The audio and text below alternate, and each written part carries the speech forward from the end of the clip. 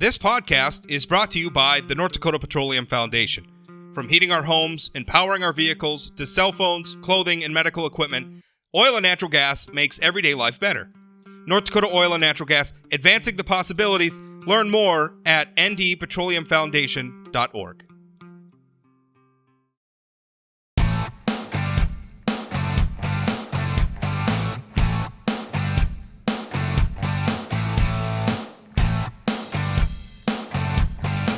Welcome to Plain Talk Live. I'm Rob Port. I'm always Rob Port. I always get to be Rob Port.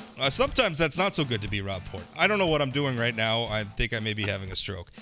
We're going to talk about some fun political words. Our first topic's not very fun. It's a North Dakota. I shouldn't say it's not fun because a North Dakota Administrative Rules Committee made the right decision to go along with a request from the North Dakota Board of Social Work Examiners. This is the regulatory entity that licenses social workers in our state. Went along with their desire to ban conversion therapy, or basically social workers encouraging people who are LGBT to get conversion therapy to I guess, not be LGBT anymore. They made the right decision, but the debate around that was interesting. My guest, Chad Oban, and I are going to be talking about that here in a moment. But then from there, we're going to talk about some of my favorite political words like gerrymandering and filibuster. And that's going to be great because I love words, and we're going to talk a little bit about that because there are some North Dakota Democrats who think that Democrats aren't winning in North Dakota because of gerrymandering, which I'm sorry is horse pucky. But we'll get into some of that. First, let me bring on my guest, Chad Oban. Chad, how you doing? I'm doing well. I'm glad you're doing better now than you were a few minutes ago when you were rambling about nothing to introduce yourself. Yeah, that's right. I never know that. I think that's the hardest part. If you've ever guest hosted on a radio show or something or done radio, I do this stuff professionally, so I should be better at it. But that's always the hard thing. I always have trouble with the transitions, just filling the space with babble, where it's I have to I'm not very good at that. So I don't know. I ramble a little bit, and it's this all sounds stupid. Let's just move on. And then I found I think it's more I just acknowledge it. This is stupid. I'm having a stroke or something. Let's get to it. Well, the fact that you were able to identify yourself by your name was very impressive. You like that? Yeah, I did get my name right. I don't know what I'm doing right now. All right, let's talk a little bit about the Administrative Rules Committee. Now, for people who maybe don't understand or don't follow what this committee does, it's essentially it's the legislature's oversight of regulations, right? A lot of your regulations come from, say, the executive branch, right? And they're going to promulgate a new rule, which it always can be. I mean, if you're going to talk about get into a debate about the checks and balances of government, is always a little bit of a gray area because the legislature legislates, right? The legislature makes law, but the legislature also delegates its lawmaking authority in some ways to the executive branch and allows them to promulgate rules. And so this is essentially the legislature keeping oversight over that rulemaking that happens outside of the legislature. So it's in practice, it's a very good thing. I'm glad we have this committee. They do a lot of important work. One issue that was before them this week, yesterday, in fact, June 8th, was a rule that was proposed by the North Dakota Board of Social Work Examiners, as I mentioned. And this is what the new policy states. I quote, "It is an ethical violation for a social worker licensed by the board to engage in any practices or treatments that attempt to change or repair the sexual orientation or gender identity of lesbian, gay, bisexual, transgender, and questioning individuals." Now, to my mind, this would be a no-brainer, of course. The social workers want it, makes sense. Let's make it a rule. Let's move on with our lives. It was controversial on this committee. It did pass. It passed by an 8-7 vote, so this is going to become the rule, but there were members of that committee that didn't want it. State Representative Dan Ruby, who is the former head of the Bastiat Caucus, a Republican from Minot series, he worries that the new, and I'm reading here from an article by Jeremy Turley, says that the new rule is limiting because it would prevent people seeking, quote, some kind of treatment from getting help. Representative Bernie Satcham, a Republican from Jamestown, said he's concerned that the rule would interfere with religious counseling, adding, "There are some cases where people want to change." This is his full quote. "There are licensed counselors that are also Christians. And basically my concern in all of this is that we're telling Christian counselors, you can be a licensed counselor, but you can't practice your Christianity." Chad, what do you make of this debate and some of those, I guess, objections to this rule? Well, I mean, first of all, I think that the fact that that we allow these boards of experts to create these rules is because they're experts in their field.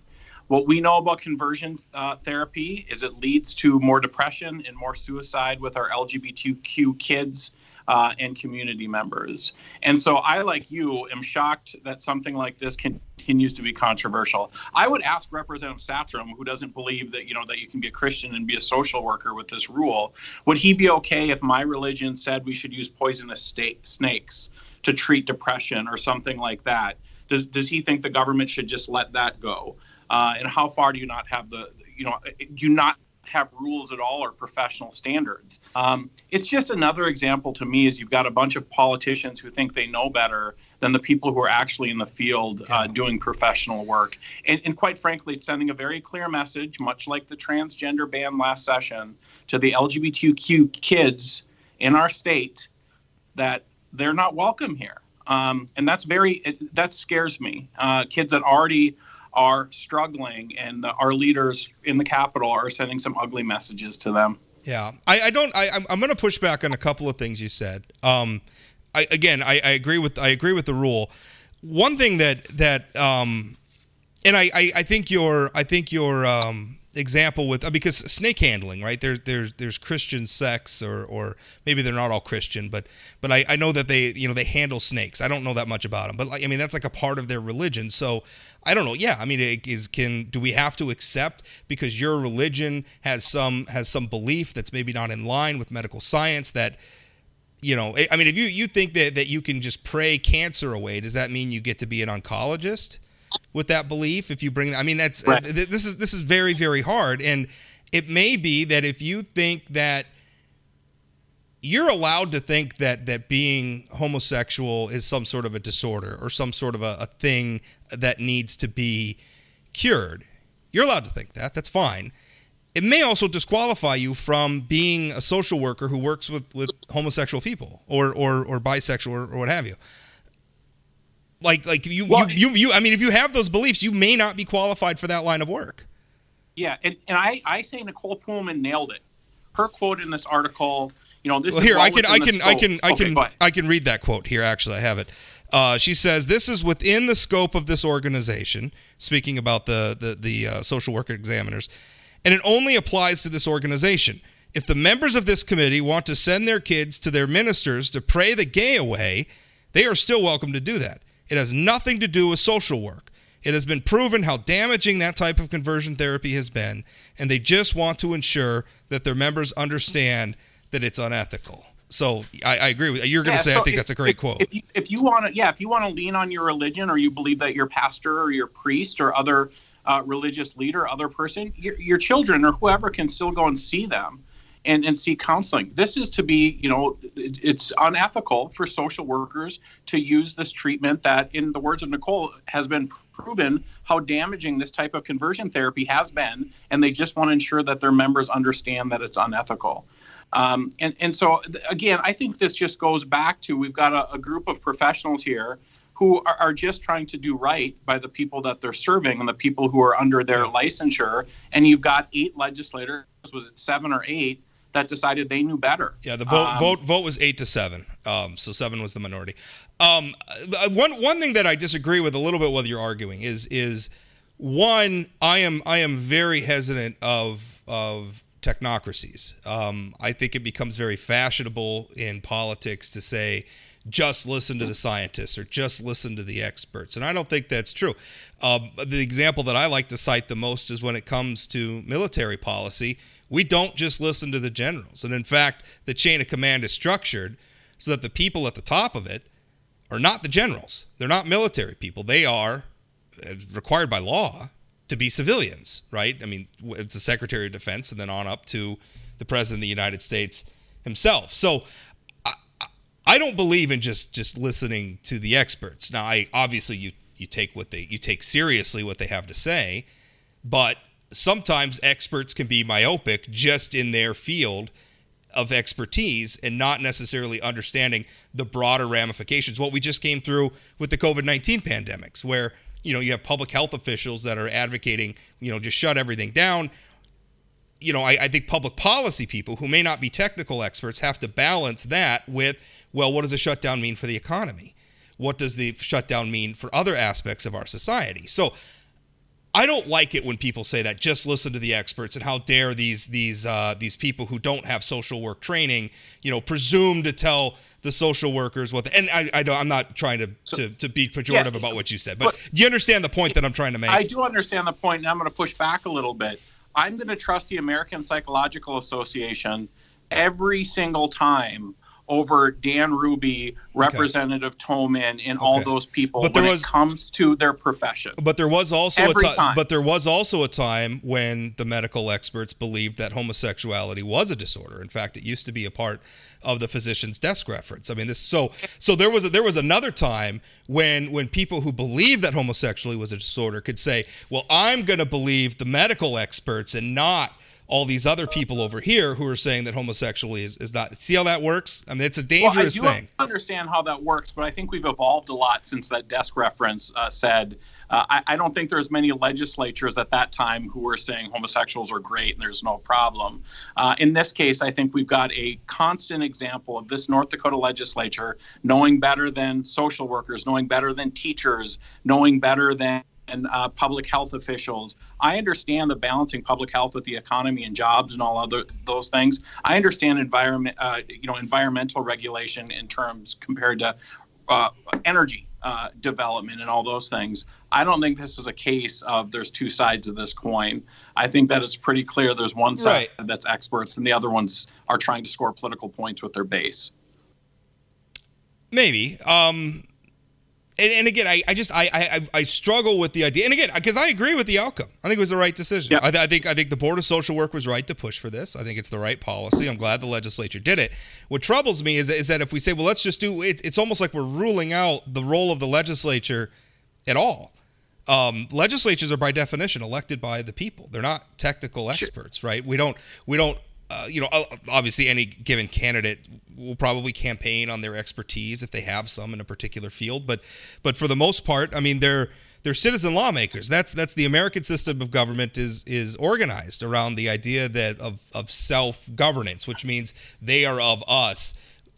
So I really push back against this idea that we just have to bow and scrape before the experts, and the legislature is supposed to do what they're told. No thanks. I don't think in the case of passing policy or anything like that we should just do what the experts are told. But I can tell you from experience, this legislature likes to lean heavily on experts who agree with their positions. Oh, of course.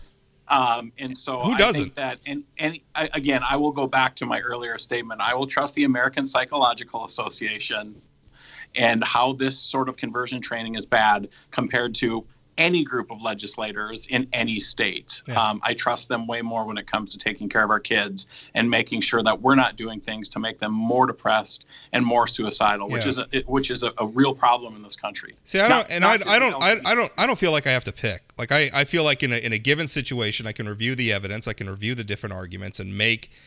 I don't like the idea of making absolute statements that the American Psychological Association is always going to get it right 100% of the time. Nobody's infallible.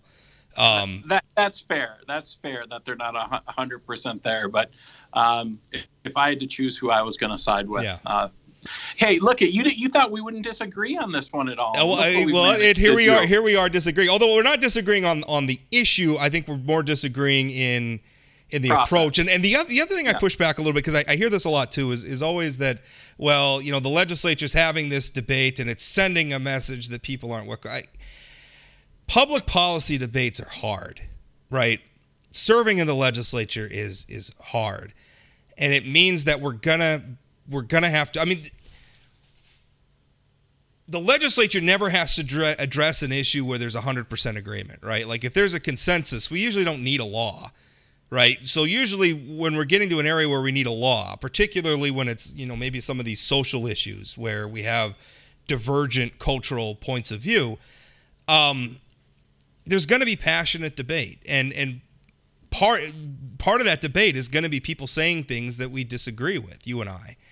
And so I hear a lot this idea that, well, the things that they're saying during this debate are telling these people that they're unwelcome, and I get it. I get that you cannot like what they're saying, and I could understand the LGBT community being upset about a lot of the things that they're hearing and saying. I get that.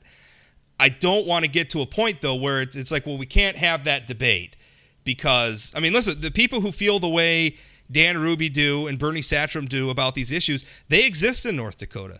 These gentlemen have won election to their seat because people are voting for them.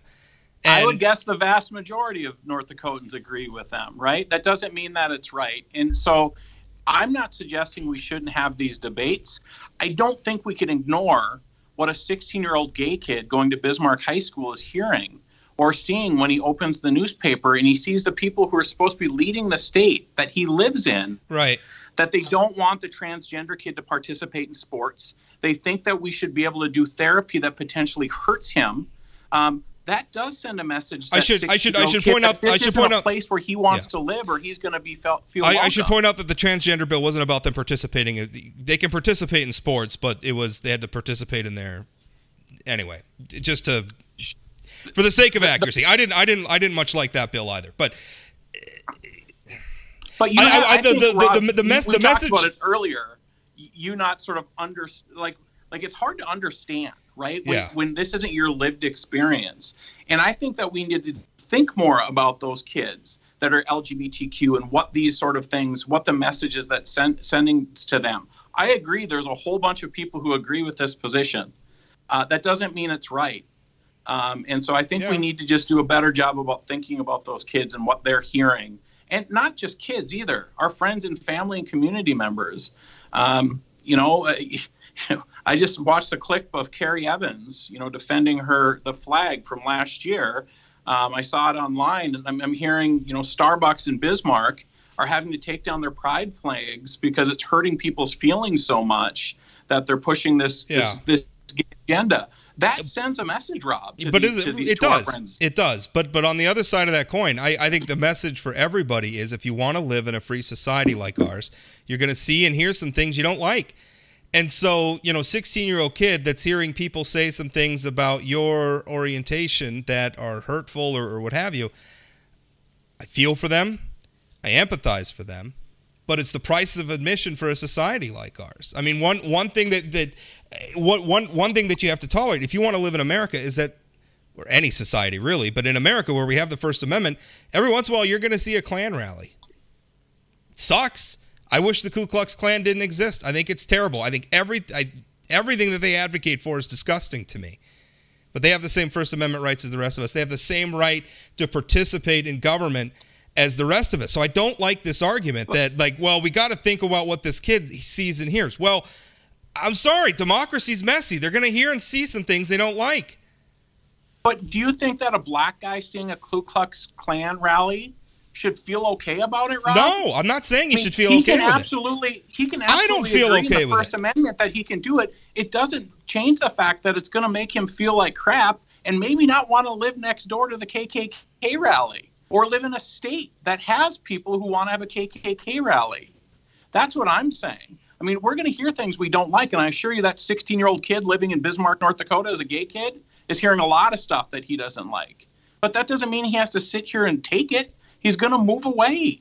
And when we need to decide, do we want to be sending messages that the only way you can live in North Dakota is if you look like you and I and you love the right gender? That's what we're sending the message to these folks. Go away. Go to California. Go to these other places. Oh yeah, but I think you're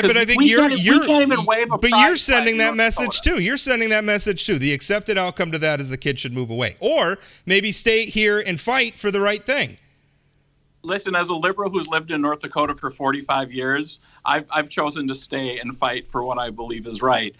But I'm not being attacked for who I am and what I am. And so I just think that, to your earlier point about living in a free society, I'll go back to the Starbucks and the pride flag. Who the hell sees that flag and calls the Starbucks and says, I'm never coming here again? An idiot. Yeah. And I think there's something else we can agree on right there. But I do think it's important. We need to think about other people's ears and what they're seeing and what they're hearing when we fight about things like conversion therapy or transgender rights and those kind of things. I mean, maybe. I don't know. I would rather everybody just say what's on their mind. I mean, if somebody's a bigot, and I don't want to imply that Representative Ruby or Representative Satrom are bigots, but if somebody's a member of the Ku Klux Klan, I'd rather them just be open about it. I'd like to identify exactly who those people are, and I think it's a dangerous thing. This idea that we have to be cognizant of what are people going to see and hear and everything. It's hard. Democracy is hard. It's really hard.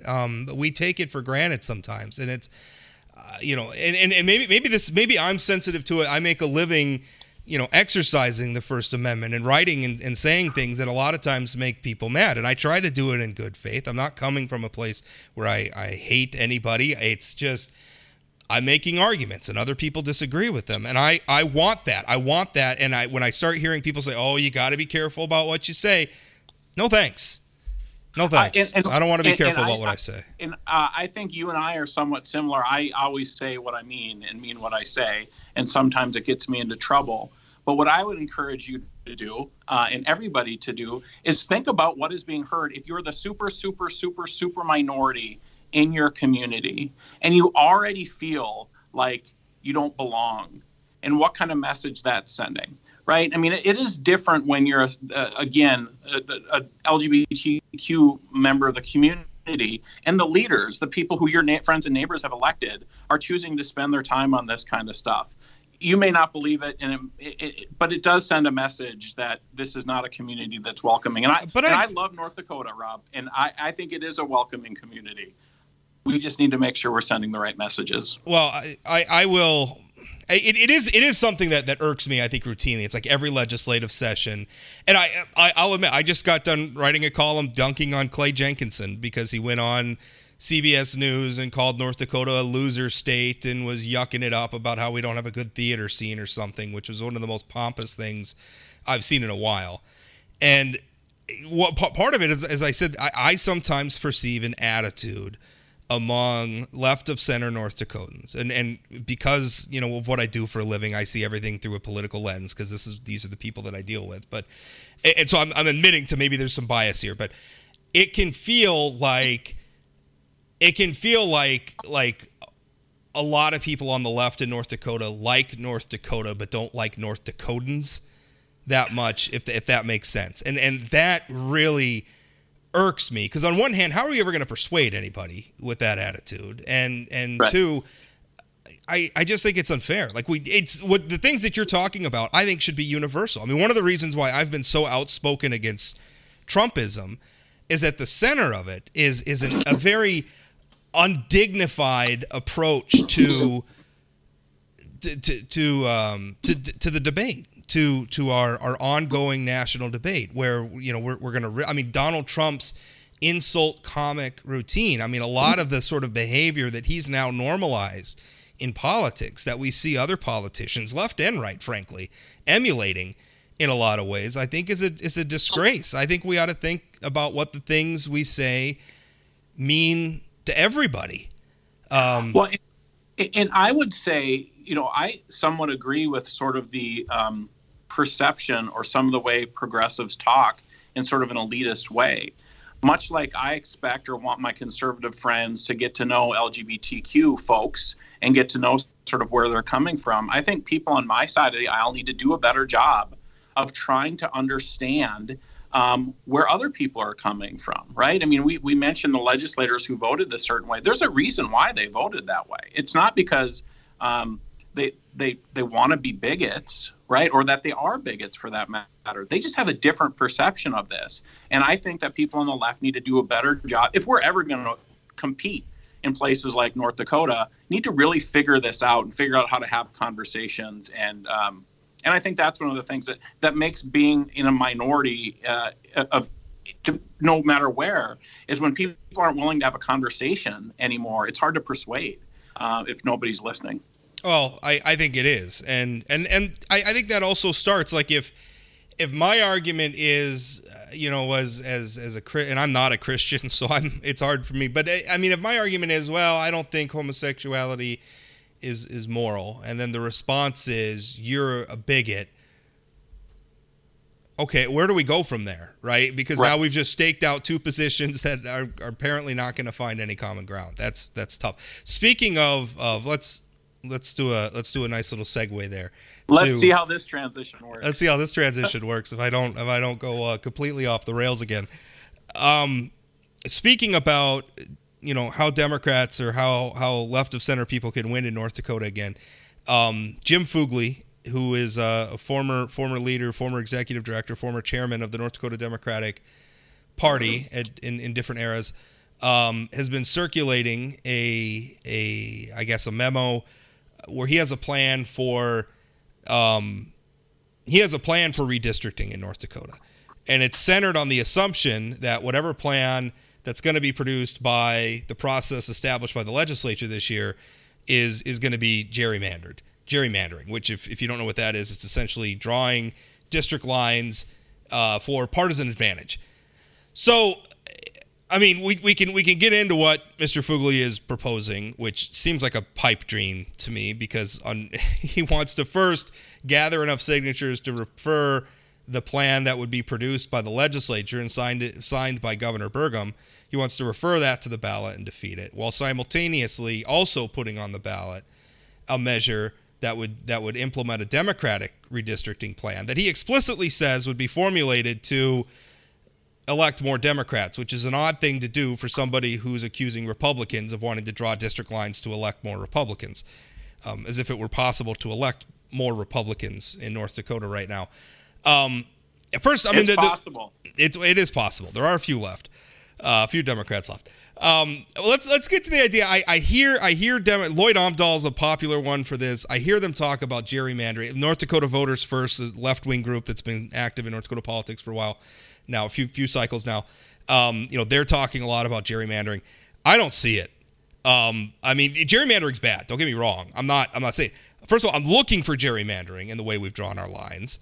And like the last time we did this a decade ago, I'm pretty sure more Republican lawmakers got pitted against each other than Democratic lawmakers got screwed over. I don't know how you could draw the lines at this point and not end up sticking it to some Republican lawmakers, which is say, putting them in a district with maybe another incumbent that they have to run against. I mean, I don't know how they're going to do it without doing some of that. And also the idea that the Democrats are in the minority in their state because of gerrymandering. I don't think that's it, Chad. Yeah, so I will just say that, first of all, I'm a huge supporter of an independent commission to draw the lines. I think legislators sort of picking their own voters is sort of a flawed way of doing it. So I'll say that first. I will also say that 2 decades ago, I was a big supporter of going to a 40 district plan that Fugly is that's supporting in this memo, which, by the way, I thank you for publishing because I hadn't seen it up to that point. I think that there is a couple issues that I have. I think, first of all, Jim Fugly is brilliant overall. I mean, he has been at the helm of the Democratic Party through some of the best years. I think my concern with the 40 district part of this is, one, there's not enough Democrats up there to have a Democrat in every committee. So if you go from 47 districts to 40, from a policy perspective, it ends up being bad news for Democrats. But I am not a believer that redistricting will make one damn bit of difference in terms of electing more Democrats. I've actually pulled up some numbers before I came on the air. Now, if I can find them. But essentially, I looked at districts in Grand Forks and Fargo and how Heidi did and other statewide candidates did. And I found like 6 or 7 districts, maybe more than that, where Heidi got over 55%. Max Schneider won. Josh Boucher won, Kylie Overson won, and yet they're not represented by any Democrats in the legislature. To me, that says that these lines aren't drawn in a way that Democrats can't win. It's just not happening down the ballot where Democrats are able to separate themselves. So I think with this big shift to the right in the last 20 years, I don't think drawing the lines a few blocks here, a few blocks there in Bismarck or in Fargo or whatever, I think if I drew the lines to try to maximize Democrat performance, I think we get to maybe 13 Democrat seats. In terms of making policy, that doesn't really matter one damn bit of difference. But I will tell you, other things in the Fugly plan are really, really good. I love the idea of 2-year terms. I love the idea of split districts. I think the way we do things right now, where senators and House members all represent the same geographic area for the same amount of time, why don't we just have one chamber if that's the case? So I think those two things are really good ideas. I also think it creates better partisan balance. I think when you're in the minority and you don't have legislative races for 4 years, you end up with district parties that go absolutely to shambles and you have to rebuild every 2 years. So I think there's some good things in the plan. I just don't think at this point redistricting matters one bit in terms of changing the outcome of elections. And just to run through the audience, some of the things he was talking about, it would right now, every legislative district in North Dakota is represented by 3 people, 1 in the Senate, 2 in the House. We have the odd numbered districts are on the ballot 1 year, even number the next cycle. And so what Mr. Fugly is talking about is he wants the senators would remain the same from each district. He wants to then subdivide each district into 2 House sub-districts, which would each be represented. And I got to tell you, some of the smaller districts in the state, that may be tough to do just in terms of candidate recruitment. He also wants to shrink the number of districts down. And the problem I have, I think Chad brings up a good problem. He denotes a valid concern with that. My other concern is we already have some legislative districts in this state that are geographically enormous. District 14 is enormous. Keith Kempenick's district, I'm forgetting the number now, is 39 is enormous. If we have fewer districts, we're going to get bigger rural districts, and that means if you live in rural North Dakota, you may now be even further away. You may be a 2-hour drive away from your lawmaker. But if you split the House districts, you'd be closer to your House. Okay, but you're still talking about a senator, though. Yeah. And the other thing I'd say about the A and B districts that I like is it ends up being just one person against one person. The way we run right now, where it's basically a slate of Dems versus a slate of Republicans, I think that leads to more partisanship, more tribalism. It's hard to break away if you're a Democrat running. Let's say you're in a district where there's a really weak Republican incumbent, and the other 2 Republicans are pretty good. How do you take on that one Republican when you might be saddled with bad running mates, but all the yard signs, that's why I always encourage people to run for Senate, because you can at least have a one-on-one race where you can somewhat break out of the partisan mold. But I think that would make for better races closer to the people if you've got A and B districts. Maybe. I'm not so much against some of that. I don't want to reduce the number of districts. I think that would be a mistake. Subdividing the districts is something, I need to think about a little bit more. I mean, we do it with the United States House of Representatives. They're on the ballot. They're on every ballot. So, what do you think of 2-year terms? Yeah, well, that's what we're talking about, right? Being on 2-year terms, being on every ballot. 2-year terms, and splitting the districts as well. Those could be. You could do one and not the other. I have more affinity for 2-year terms than for splitting the districts, if that makes any sense. Yeah, and I think one of the things that's appealing about splitting the districts to me as well is you can end up with a legislature that better represents the people. I was thinking about this today. So Aaron Oban is the only Democrat legislator in the western 2/3 of the state, right? So that's maybe one of every 50. Well, there are more than 2% Democrats in the western part of North Dakota. Maybe not that much more than 2%. Well, yes, there are. Look at the vote. 2.5%. Yeah, but I also think it allows you to have reservations have their own House district. I think that there's some opportunities to get better representation. Yeah, maybe. It could be. although we kind of end up making an argument that better representation is represented by more Democrats, and there's a lot of people listening to this that may not agree with that. So, sure. I'm talking about maybe a legislature that proportionally looks like this. Let's talk about the idea of an independent commission, because I know that's what North Dakota Voters First has been pushing, and my problem is that even independent commissions tend not to be all that independent. And I mean, my question, I guess, would be how does one get on the commission, right? Are we gonna draw lottery balls and just pick random people to be on the commission, or is somebody going to appoint? Because well, then who appoints? The governor? Well, the governor's got a political affiliation, right? Are we going to elect these people? Well, that's going to be a fundamentally political process. So, how does one get on an independent commission? What exactly is an independent commission independent of? Well, I think it's an initiated measure that you and I get together and we draft a map. I think that's the fairest way we can do this. But no, I think every state that has an independent commission does it. By the way, I don't want to draw the map. That sounds like tedious as hell. I don't want to sit in a room with a bunch of other nerds staring at maps and counting votes. Like, no thanks. Oh, they have software. You just push buttons now, Rob. It's not that complicated. Really? It's not? But okay. I just assumed they were still doing it on like goat skins or something. But every state does it differently. Often it's the courts, and so I think that there's the question, like even with state Supreme Courts, often that are elected and supported by one party or another. Right. I think you bring up a really valid concern. Is it legitimate? Is it legitimately nonpartisan? Hard to say. Which in my mind, I mean, getting back to our free speech argument of a little bit ago, I like it better when people just wear it on their sleeves. Like at least if I can count like they're affiliated. Like I know the party affiliation of all the Republicans, and I can look at their voting records in the legislature. That to me is transparency. I can look at that, I can understand it, and then if they get up to shenanigans, I think it's easier to identify. I think a move to an independent commission, and I know some people are going to think of this as heresy when I'm saying this, but I think it makes the process less transparent because nobody's free of bias. Nobody's really independent. Nobody is. Sure, all that's going to happen is they're going to pretend, and their biases are going to be buried down somewhere where they're less detectable.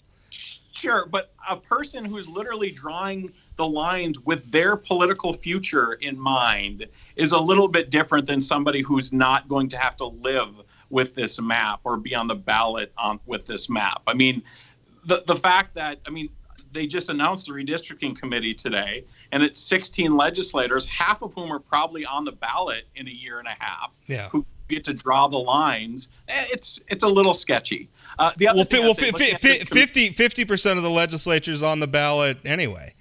That's what my whole point is. We shouldn't have legislators drawing these lines.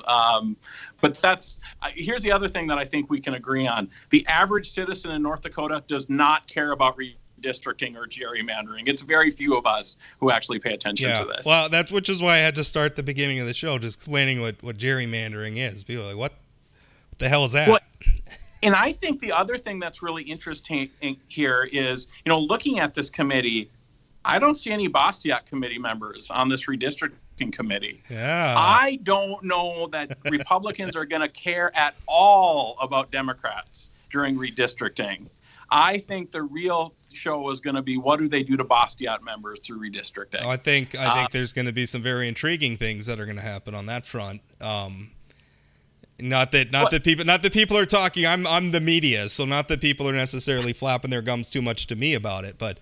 Boy, I picked up on some things that are if you're a Bastiat member, they're coming for you because there's a lot of Republicans that have had it. Looking at this list, there's some people who have had some run-ins with Bastiat who are going to be in a position to draw some lines that might make it a little difficult for some of the more outspoken Bastiat members. Yeah. So I don't know. I mean. I'm skeptical. I look at, especially when I look at past. I mean, have we had a problem? I mean, to me, that's the other hurdle you got to get over. If you want to change the way we're doing things, then demonstrate to me that there's a problem. And I don't know. I fail to see a problem with the way people are doing things. I think there's a lot of hypotheticals about, well, maybe legislators could do this. Where's the evidence that they have? Or where's the evidence that this hasn't worked well? And I think it's another example that when people try to make sort of the swing to the right in North Dakota really easy, that it's just, well, the lines are bad. That's why Democrats are losing legislative seats, or Democrats are losing because they send out bad press releases. Well, it's hard to admit that you're making an argument that most people. Your phone's ringing too. Mine was just ringing a little bit ago. We're popular people. I think it's hard to admit that you're just making an argument that's not popular, or that's not, or maybe that's just not right for the state. It's hard. There was a time where I supported a constitutional amendment to abolish property taxes. That measure went down in flames. And I managed that campaign, Rob. My team won. Oh, that's right. And I worked in the state chamber of commerce office, so I've got a long history of working with other people who I disagree with. Yeah. I lost, and I lost. I didn't run the campaign. I supported it. But and looking back on it, I was wrong, and that's a hard thing to admit. I was wrong. Abolish. I still hate property taxes. I think they're terrible public policy. The problem is I can't come up with a better alternative. I wish I could. I can't think of a better way of doing it. I don't want a local sales tax. Anyway, I don't want to get back off on a property tax discussion. But I mean, that's a perfect example of we as a society are very good at identifying problems and things that we don't like. But the hard part is finding solutions, and we don't necessarily dig in the way we need to. The assumption is sometimes that there is a solution. I mean, there may not be a solution. Like, is there a solution to substance abuse in our society? I don't think there is. I think there's a lot of things we can do to mitigate it. I think there's a lot of things we can do to try to help the people who are afflicted live better lives. But I don't think it's something we're going to solve. We're not going to solve poverty either. And again, there's things we can do to help, but we're not going to solve it. And I think that's the problem people set out. And anyway, this is a whole long way of saying sometimes that it's hard. We come up with alternative explanations for why we lose that maybe aren't actually why there's a simpler explanation is you just lost, and nobody cheated. You just lost, which speaks to our larger, and maybe this is a good segue because we're going to talk a little bit about Joe Manchin and the filibuster. And the need to govern as though the other side didn't just disappear, which is something during a recent conversation I had with Earl Pomeroy, he and I found a lot of agreement on this idea that when you lose, first of all, you have to let the other side govern.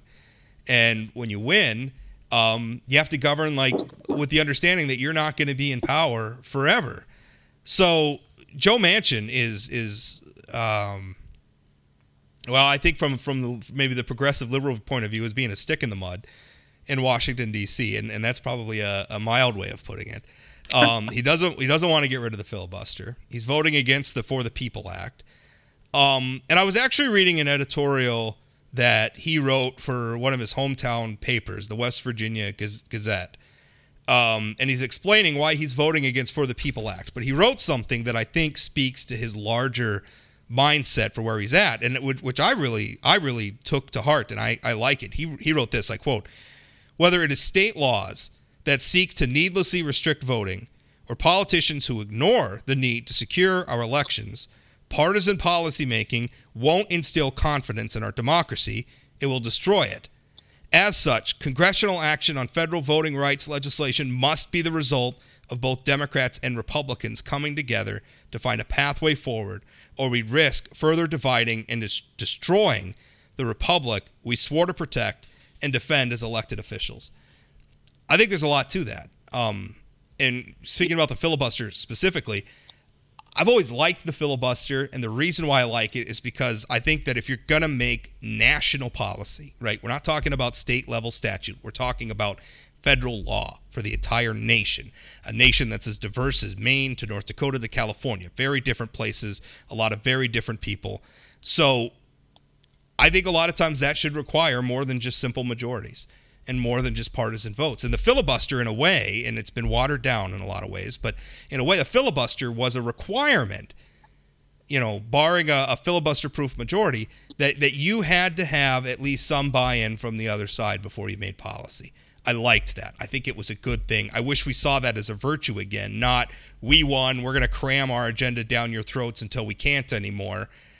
Both sides have been doing that, and I think it's what's driven us a lot to where we're at today. So I think, first of all, I think folks on the left me included, need to understand where Joe Manchin is coming from. One, he's in a state that Trump won by 41 points. Secondly, we need to appreciate the fact Joe Manchin is the reason why Democrats are in the majority, right? I mean, without Joe Manchin, people are like, screw Joe Manchin. If he's not going to do anything good for us, get rid of him. Well, then you're in the minority. That's the reality of it. I, too, am a supporter of the filibuster. I always have been, but I'm getting squishy, to be honest, because I'm frustrated. Last Congress, now this Congress, where the folks in the minority party literally won't even come to the table. I mean, I think it's impossible to get to 60 votes. And at some point, we need to be able to govern in this country. And so I struggle a little bit. I agree with everything Manchin said, but it might be a little bit naive to think we can get back to that place. And so I hope we can hold on to the filibuster. I hope we can find things that we can find 10 Republicans or 10 Democrats to work with the Republicans on to get to that 60 votes. And obviously they're doing some stuff, but there's no reason we can't get infrastructure done. For God's sakes, we've been talking about this forever.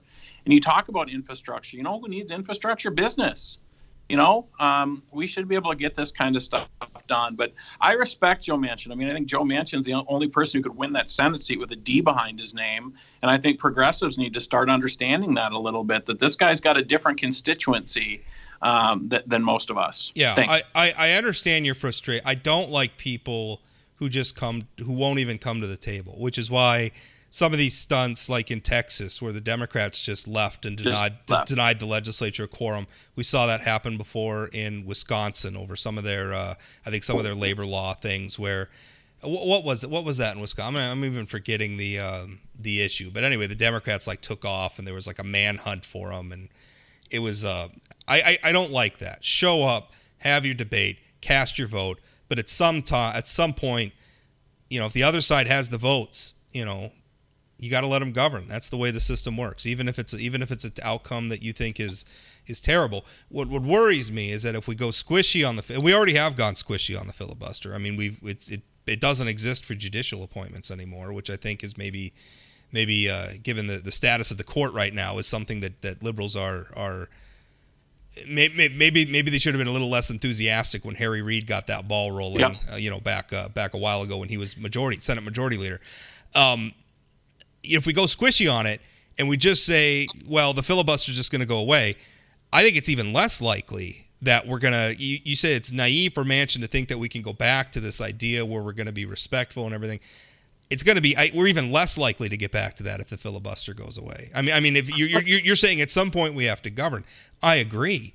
I wish we could stop. I just want the government to plow the roads. I want this culture war out of government. I don't need the government to implement my culture for me. I need them to plow the damn roads and to take care of the soldiers and to do all the other things that we agree and a lot of the things that maybe I don't want them to do. But, I mean, just govern already.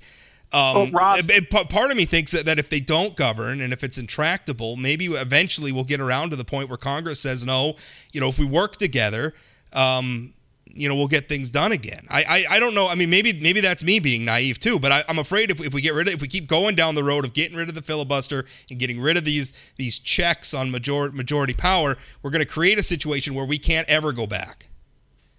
But Rob, how do we get to that point? When one of the parties currently's membership, 66% of them or more don't believe Joe Biden won the presidency. Yeah. It is political suicide for a Republican to come to the table right now and work with the Democrats or work with Joe Biden to get anything done. But I remember so how do we do anything? Yeah, but I remember when it was George Bush that beat Al Gore in 2000, and there were very large numbers. And I just read a column about it today. But I mean, it was approaching a majority of Democrats didn't think that George W. Bush was the valid president. John Lewis, the dearly departed John Lewis, congressman from Georgia, didn't go to George Bush's inauguration in 2000, and then he didn't go to Donald Trump's inauguration in 2016 and pretended like he'd never done that before. This isn't a uniquely Republican thing. This resistance to the legitimacy of the majority governing. It's like which I think gets to the point where we were just talking about with gerrymandering, where we have to invent reasons why we lost and why we're not in charge. Because if you can say, well, it's gerrymandering, then everything that the people who won does is illegitimate. we've got to get back to this thing where we acknowledge the people who won the election are legitimate. Which I think I'm on the record, voluminously, that it is wrong to say that Joe Biden didn't win the election, and Donald Trump ought to be driven out of the conservative movement and everybody else who agrees with him ought to, which, I'm in a minority point of view among Republicans like that right now. So I get what your point. I understand. How do you work with Republicans who feel that way? How did Republicans work with Democrats who didn't think George Bush was the legitimate president? There's a difference. Al Gore stood up and said, "I lost this election." He did. To his credit. He wasn't doing rallies all over the country a year later saying, "I didn't lose the election." Democrats' belief in the election being stolen, those poll numbers were going down after Al Gore. They're going up with Republicans right now believing that the election was stolen. I think it's not fair to just point to John Lewis or a handful of congressmen who held on to this idea that Al Gore had won that election when the actual candidate said, "I lost." I think it's at that time was working to get it done. They were working to get it done. I think it's fair because we do it to each other, and there's a constant escalation where Democrats do it, and then Republicans do it more, and then Democrats come back and do it even more. Every time it's an escalation. It's an arms race of rhetoric, and at some point we've got to de-escalate. And what I'm afraid is that if we blow up Joe Manchin, and we blow up the filibuster and some of these other things, that's just more escalation, and it's just going to take us more further to the same place. Right, and I don't disagree with that at all, but I just don't see the path. I mean, you see Mitch McConnell. I saw a tweet the other day of him standing up and saying, we just can't come to bipartisanship. And the tweet said, while he was holding the smoking gun. I mean, McConnell has made it clear when Obama was elected and now with Biden elected, his number one goal is to stop the president's agenda. So the key is, where are those 10 Republicans? Or where are those 10 Democrats that are willing to work with the other side to get things done? I mean, I don't like Mitch McConnell, but he's got a pretty good hold over his caucus to actually hold their feet to the fire. So I don't know. I hope you're right, Rob, that we can get to the place without getting rid of the filibuster. I'm losing faith. One thing you're talking about, where are those Republicans? Here. Let me quote Joe Manchin again back at you, because I think that this speaks to your very point. Where are those Republicans? This is what he writes. Democrats in Congress have proposed a sweeping election reform bill called the For the People Act. This more than 800-page bill has garnered zero Republican support. Why? Are the very Republican senators who voted to impeach Trump because of actions that led to an attack on our democracy unwilling to support actions to strengthen our democracy? Are these same senators who many in my party applauded for their courage now threats to the very democracy we seek to protect? So, to speak about Republicans monolithically as if they all are just intransigent, I don't think that's true. Mitt Romney voted to impeach Donald Trump. Lisa Murkowski. There are Republicans that Democrats could work with. What needs to be done to the For the People Act to make it something palatable for them? And if there's nothing that can be changed about that law that Democrats are willing to accept, maybe it doesn't need to be law. And maybe that's just something everybody has to accept, and we need to move on to the next issue. Right, and I think you bring up a good point. I mean, I think there is a John Lewis Voting Rights Act that does have Republican support that probably could get passed right now. And so, I don't know enough about these specific bills to see what the difference is. But, Democrats can't have the attitude, we've got the majority in the House and we've got 50 votes in the Senate, so therefore we should get whatever we want and we're not going to budge on anything. That doesn't move the ball forward either. I think there's a lot to blame on both sides. To my mind, it was a partisan vote on a very, at least from a Republican perspective, a very unpopular piece of health care bill that was the beginning of the end of Democratic control of North Dakota's federal delegation. They passed Obamacare in 2009. In 2010, Byron Dorgan opted not to run again. Earl Pomeroy was defeated by Rick Berg in a campaign that was very much about Obamacare. And by the time 2012 rolled around, Kent Conrad opted not to run again. Now, Heidi Heitkamp ended up running that seat, but I'll tell you, she didn't run on Obamacare. I remember her rhetoric there. She tried to stay about as far away from that issue as she could. So, Rob, I would just say that I think there's some truth to that. I think it was sort of I think it nationalized our delegation in a way that made it more difficult. But Stephanie Herseth in South Dakota, she lost in 2010. She voted against Obamacare, and she still lost anyway.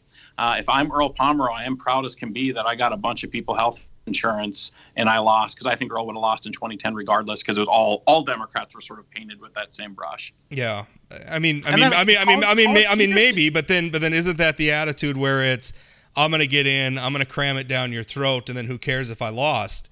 I mean, isn't that the problem we're talking about? It's certainly. I say that with somebody who has the utmost respect for Earl Pomeroy, who I just had an hour-long conversation with him. I love the guy. He and I email pretty regularly. I like Earl a lot, and I respect him. I disagree with him a lot, but it wasn't. Rob, Democrats didn't just start working on health insurance in 2008. I mean, it was decades to get to that point, to get something through in a partisan way. So I think that, they tried a bunch of other times and failed, and they got something, and they didn't get everything they wanted. I mean, Kent Conrad watered down that bill quite a bit to make it better for North Dakota with what was the amendment that got rural hospitals a bunch of money and got a bunch of people on board. But anyway, no, I think there's something to be said. The 2008 through 2010 sort of, it wasn't just in North Dakota, it's all rural areas where we started to see that sort of chipping away at Democrats. Well, I mean, it could be, and it seems like we keep coming back to the same theme again. Is how do we get? And I don't know what it is. I think it's because it's the hardest thing to do. It's asking people to accept losses. It's asking them to accept that you're not going to get your way. And that's a tough thing to ask people, because we're passionate about these things. And a lot of times we're talking about public policy that has real consequences for real people. And so we think, well, we're in power now, and so we have to jam it through, and we have to help our people right now, and we can't afford to wait until enough Republicans come along for us to get there. But that refusal to wait for that, for the other side to come around and maybe get with you on it, I think is killing us.